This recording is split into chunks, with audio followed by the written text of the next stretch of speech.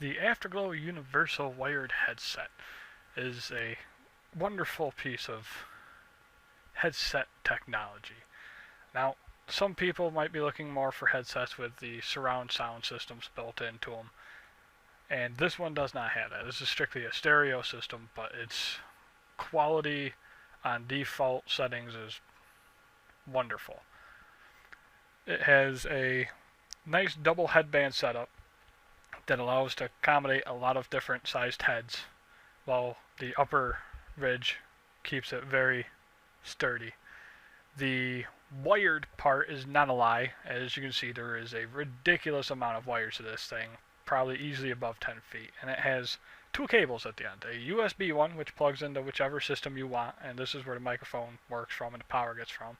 And then it has your normal headphone jack, which would plug into in a PC a headphone jack. If it's for a game console like your Xbox, it comes with a inline audio splitter so that your dual channel audio would run through it. It would pass through to whatever it was originally going to, and at the same time you could still hear the audio in the headset, so you can balance between the two different volumes you're hearing. When it's plugged in on the USB end, it does light up. There's two different colors, green in the case of mine, and there's also a blue one out there. And it's not so desperately bright that it's painful, like the older model, which illuminated the entire half of the room that it was on. So as you can see, it's got a decent amount of light to it, especially in the dark, but it's more of a dull light. It's not as obtrusive. In the case of me, I use a projector when I'm playing games, so it doesn't wash that out at all. It's usable compatibility-wise with the 360, the PS3, the Wii, the Wii U, the PC.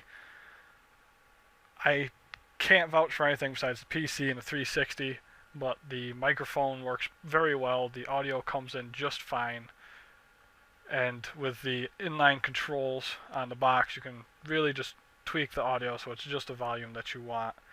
It does come with a switch that will allow for two different volume types or setting types, where one will actually allow for a bass boost, but it's like an old CD player bass boost as opposed to a newer age equalizer. As you can see, there is a small insert for another microphone jack, and what that is for the Xbox 360. It comes with a cable that you would run from that inline jack to the controller in order to use it as a microphone.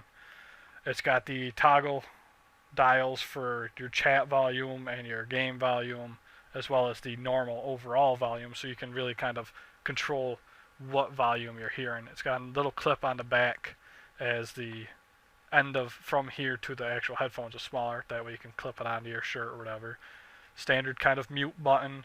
As you can see, the color of the microphone changes depending on which mode you're in. Blue is the normal audio, red is the bass boost. It has a switch that automatically switches over to audio that you're listening to instead of the game altogether, instead of the dial. And the microphone is very flexible. I mean, as you can see, it houses itself into the left earbud until you want it to, and then you can pull it right out. Sometimes you don't even have to. The mic is strong enough to pick up a normal voice quite well and amply. And the only real occasional issue it might have with picking things up is usually solved by muting it and then unmuting it. As in the time that I've used it, it does have an occasional problem with all of a sudden it gets kind of weird. Although this might also be caused by the Xbox Live service that I was using it for, as it's happened to me with various microphones over time. The ear cushion material is pretty comfy. It rotates. It's not necessarily the most comfortable thing if you have glasses, because it does pinch a little bit on the glasses. Although after wearing it in for a while, it does fit rather nicely. The cables give you plenty of room for whatever you might want room-wise. The price tag wasn't too steep. I mean, it's comparable with a lot of the other ones out there. And a note on the downside, the bass boost does kind of have a little bit of audio garble to it. So, I mean, although it sounds great for things like a gunfire or something like that, normal audio also has a kind of grainy sound to it.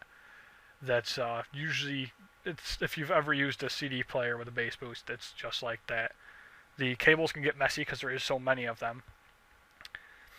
And the charging cable or a normal wired controller for the 360 with how the microphone jack works for it to make it work with chats will cause a buzzing noise if you use it. If you have a wireless controller and you're not using a charging cable with it, then there's no real issue there. But it is something that you should take into account.